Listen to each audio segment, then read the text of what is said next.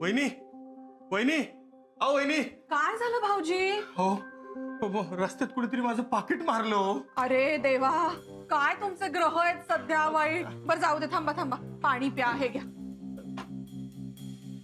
काय लागलंय तुमच्या मागे? कशी झाली चोरी? काय किती पैसे गेले?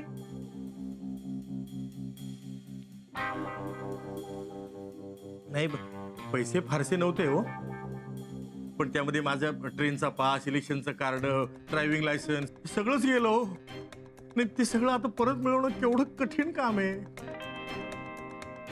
माझं पाकिट मारून कोणाला काय मिळणार आहे? चोर चोरी करताना असा विचार करत नाही भाऊजी. त्याला थोडीच कोणाचा चेहरा दिसतो चोरी करताना.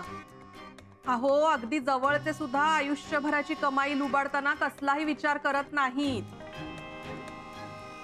मग रस्त्यावरच्या भुरट्याचं काय घेऊन बसलात? ती ना एक सवयच असते भाऊजी.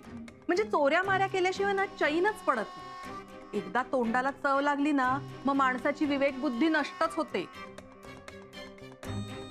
बघूया आपल्या घरात हे असंच होणार आहे का एक मोठा डल्ला मारल्यानंतर चोराचं समाधान होणार आहे?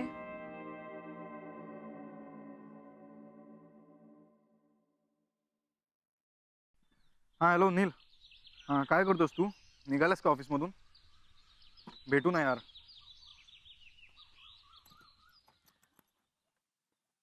हां मी निघालो ऑफिसमधून आणि आतापासून मला घरी जायचं नाही आहे. सो आपण प्लीज भेटूयात ना.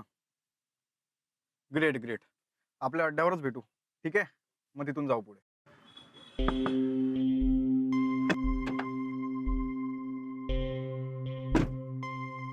आता काय? पार्ल्यात राहता ना? हो पार्ल्यात राहतो मी. मला जुहूला सोडा. काय? मुंबईतल्याच 2 ठिकाणांची नावं सांगितली. स्वित्झर्लंडला सोडा नाही म्हटलंय. हो पण मी पार्ला ईस्टला राहतो आणि जुहू वेस्टला आहे. ऑन द वे नाही आहे मला ते. अगदीच आउट ऑफ द वे पण नाहीये. तुमचा प्रत्येक क्षणाला बदलणारा मूड आणि स्टान्स मला नाही आवडत. मला त्रास होतो त्याचा. मग त्या क्षणात जगा ना. आधीच्या गोष्टी सोडून द्या, विसरून जा. नाही त्रास होणार बघ. ऍक्च्युली मी माझ्या मित्राला भेटणार आहे. म्हणजे तुम्ही मला नकार देताय? रिक्वेस्ट केली असती तर मी हो म्हणालो असतो. तुम्हा पुरुषांचा प्रॉब्लेम काय हो?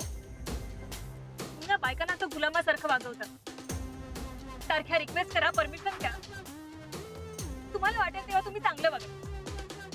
आणि मग का स्वार्थ साधून झाला की मग भिड करणार, पाळी करणार, टोचून बोलणार.